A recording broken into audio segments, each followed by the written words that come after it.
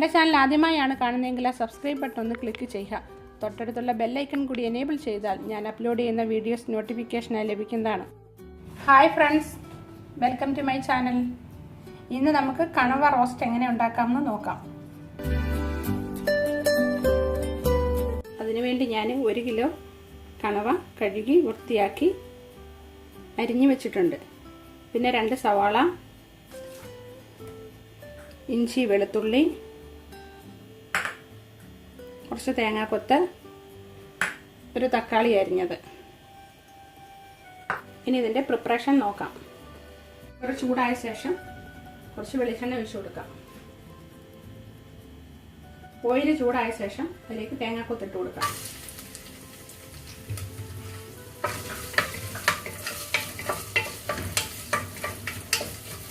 തേങ്ങാക്കൊത്തൊന്ന് fry ആയി വന്നിട്ടുണ്ട്.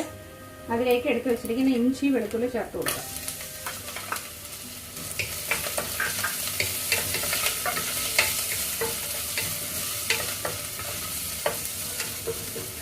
സവാള അരിഞ്ഞതും ചേർത്ത് കൊടുക്കാം.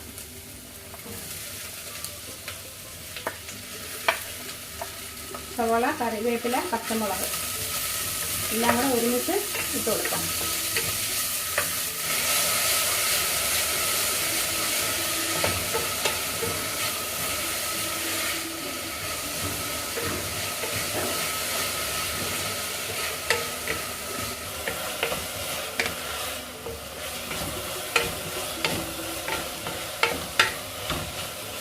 ഇതിലേക്ക് ഞാൻ എടുത്തു വെച്ചിരിക്കുന്ന പൊടികൾ ചേർത്ത് കൊടുക്കാം.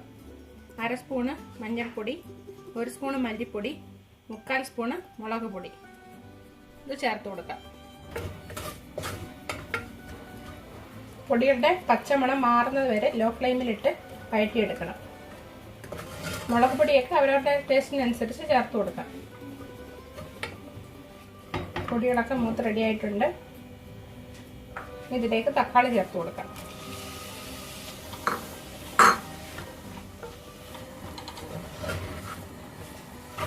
തക്കാളി നല്ല വെന്ത ഉടഞ്ഞ് പാകത്തിനായി വന്നിട്ടുണ്ട്.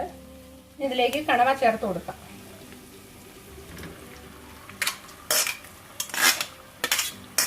നന്നായി മിക്സ് ചെയ്തെടുക്കാം.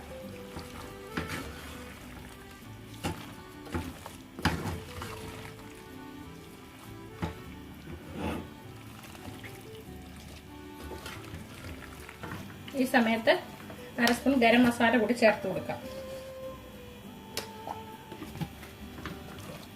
ആവശ്യത്തിന് ഉപ്പ് കൂടി ചേർത്ത് കൊടുക്കാം.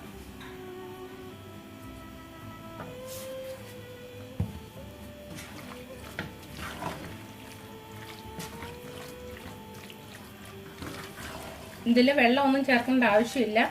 ഇത് ചൂടാകുമ്പോൾ തന്നെ ഇതിൽ നിന്ന് വെള്ളമെല്ലാം ഇറങ്ങും. ഒരു 2 വിസിൽ വരുത്താം. കുക്കറിലാകുമ്പോൾ 2 വിസിലിൻ്റെ ആവശ്യമുള്ളൂ. കുക്കറിൻ്റെ ആവിയൊക്കെ പോയി കുക്കർ ഓപ്പൺ ചെയ്യാം.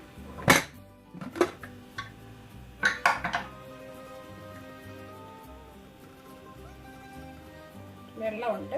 ഈ വെള്ളം നമുക്ക് പറ്റിച്ചെടുക്കണം. വേറൊരു പാൻ വെച്ചിട്ട് അതിലേക്ക് ഇട്ടാണ് ഞാൻ റോസ്റ്റ് ചെയ്തെടുക്കുന്നത്.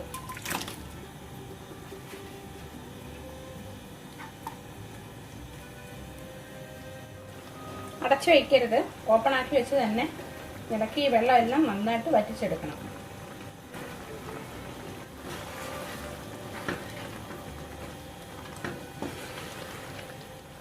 കുറച്ച് കറിവേപ്പില കൂടി ചേർത്ത് കൊടുക്കാം.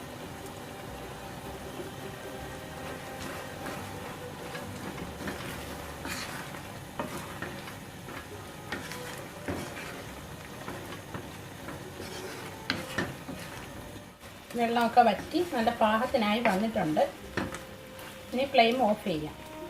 അതിനുശേഷം ഈ സെർവിങ് ഡിഷിലേക്ക് മാറ്റാം. എല്ലാവരും ട്രൈ ചെയ്ത് നോക്കണം.